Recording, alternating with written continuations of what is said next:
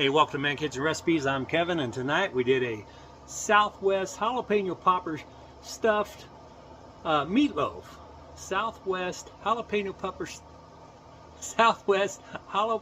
Popper stuffed meatloaf.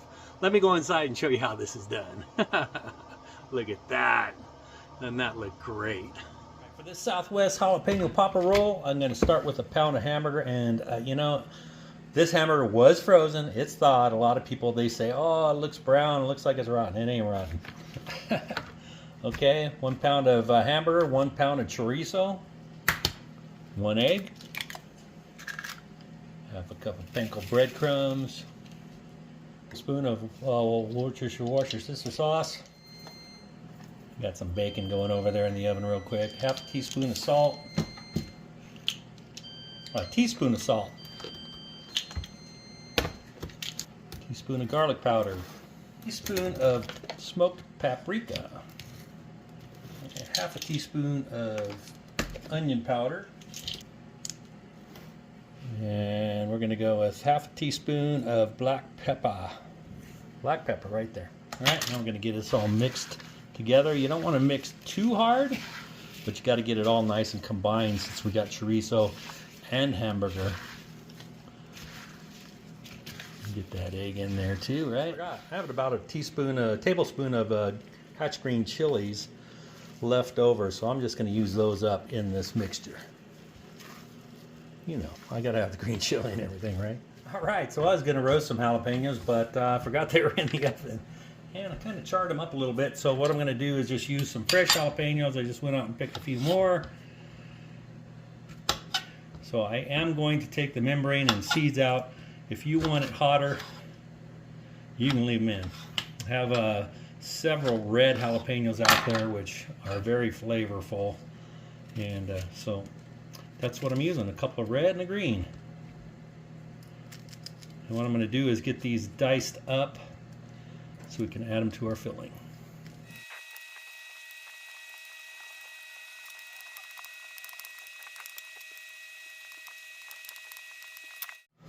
I'm going to shred up some pepper jack cheese, freshly shredded instead of the bag. So I used about 2/3 of it. A nice amount of cheese. It'll be a little over a cup if you put this in a cup, measuring cup. All right, then we're going to get a bowl. I'm going to put that cheese I just shredded in there. Put my jalapenos in there. Got to get all of them.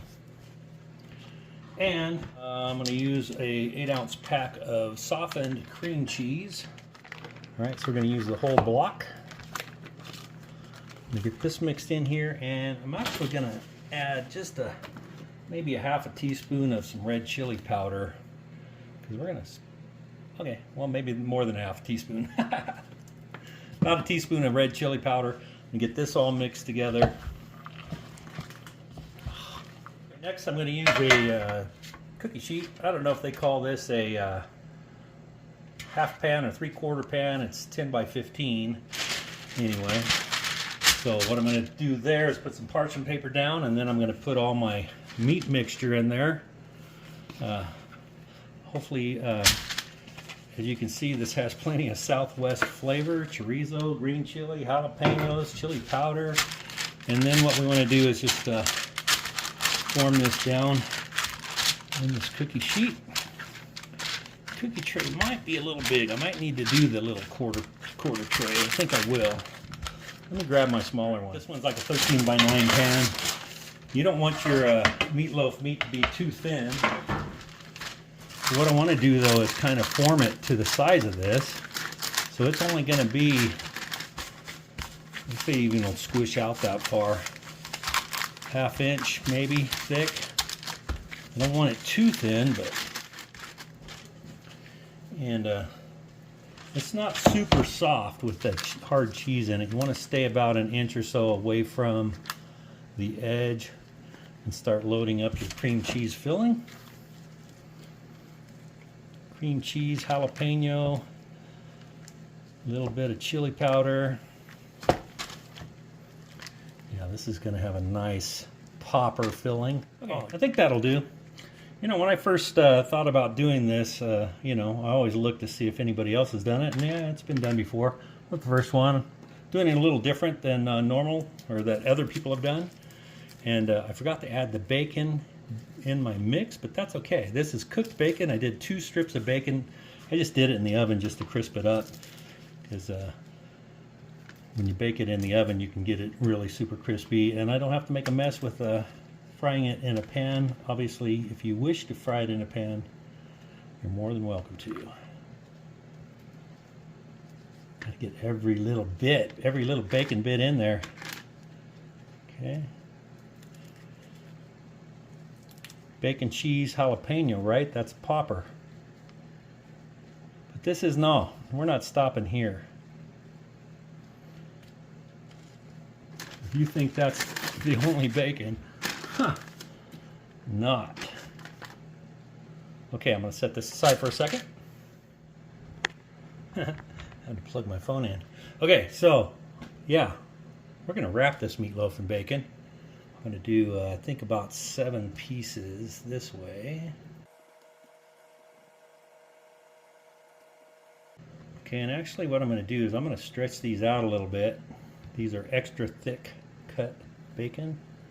So I want to stretch them out a little bit so that they're going to be wide enough for that meatloaf.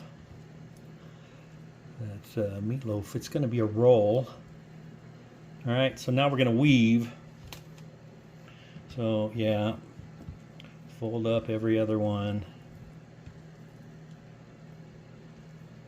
Get a piece of bacon in there, and I am going to stretch it out. Okay, put it down over. Then you're going to fold these all the way over every other one. Another strip. Again, I need to make it long enough. It's pretty easy to make a bacon weave, so I'm going to get this finished, and then we'll be right back.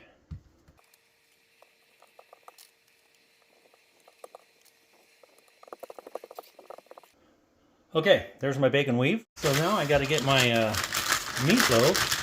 And what I got to do now is I got to get this rolled up, and that's where the parchment paper comes in. And you want to just get this started.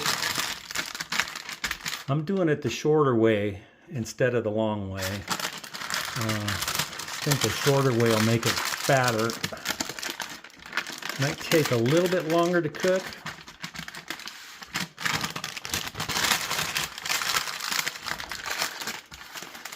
I think it'll be more of a meatloaf roll like that.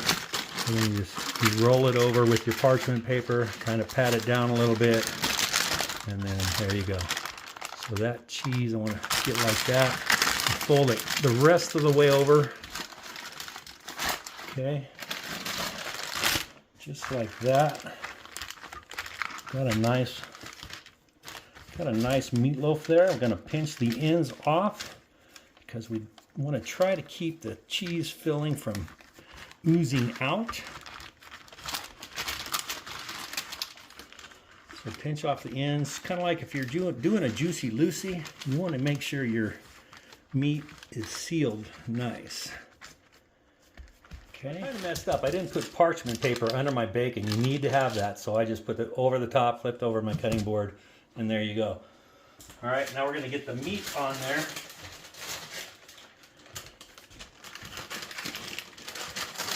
My meatloaf on there, and hopefully we're wide enough. Want to go over ways, push it in. This is where you can shape it more how you need it to match up your bacon, and then this is where you're going to take your parchment paper up with your bacon, and we're going to roll this around all the way.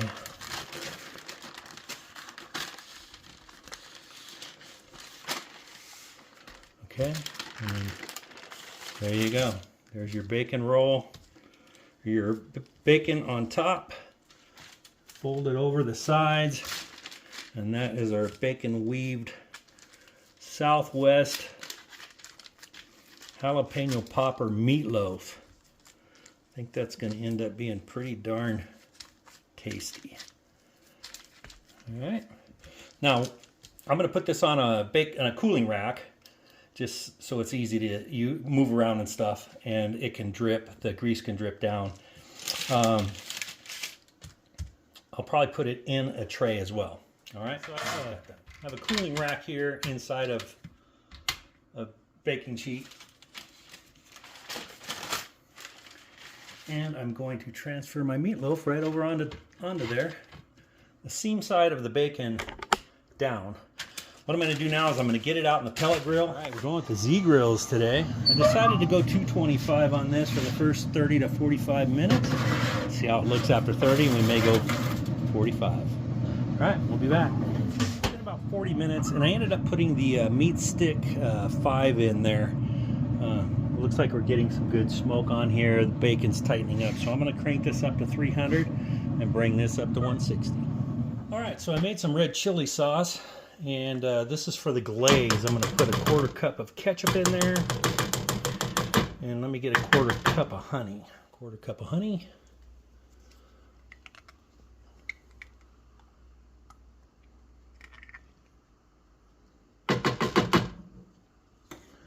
Mix that up. I do have the flame on very low right now. Turn it up a tiny bit so all those flavors can mix. And I'm going to do a 1/2 teaspoon of apple cider vinegar. Or a little more. A splash more. All right, that's going to be our glaze. When it comes time, I will start applying this to that meatloaf. Southwest Jalapeño Popper Meatloaf. All right, well, it's getting there. It's getting dark too. All right, look at that. Boy, that looks beautiful. I'm gonna go ahead and it's at a 140. I want to get it to 160. I ended up turning the pellet grill up to 350 about 15 minutes ago and speed up the cook. So I'm gonna put some of the sauce on right now, and I'll come back and I'll just keep adding it until it's ready. Bacon seems like the bacon is nice and ready. We'll be back in a second. All right, the meat stick is telling me we're at about 158. So what I'm going to do is put another coat in between at 140 and 150. Put one more coat on here. And then I'm going to put the Z-grills in shutdown mode, and while it's in shutdown mode, I'm going to leave that on there so it'll tack up. Alright, there it is. Let's cut into it. It is got a bacon weave on top, and I can't wait to cut into it. We did.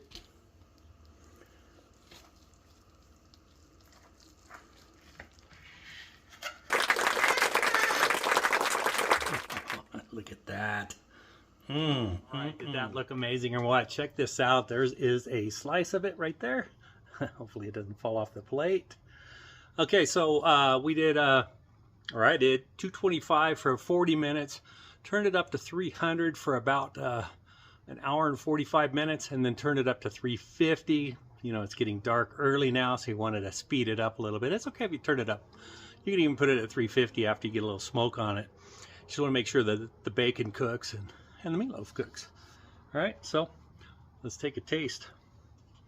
Southwest Jalapeño Popper stuffed meatloaf. Not just a blob in the middle. This is rolled up like a jelly roll, a pinwheel, if you will. I didn't bring a fork, so I get to take a bite and make a mess.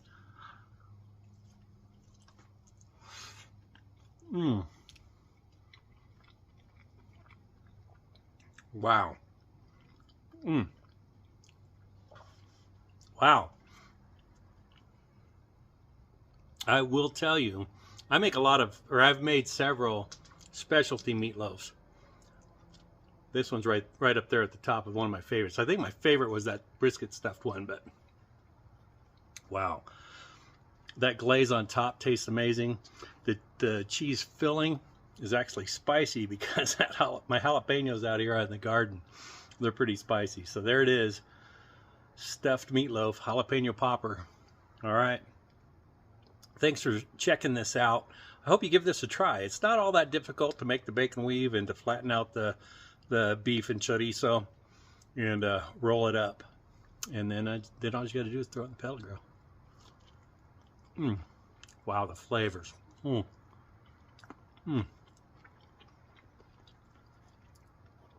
Adding the chorizo to the hamburger meat. What a difference. All right. Don't forget, leave a comment, hit the like, hit the subscribe if you're not a subscriber yet, and come back and find out what I'm going to make next time. I think you'll be happy. Have a great day.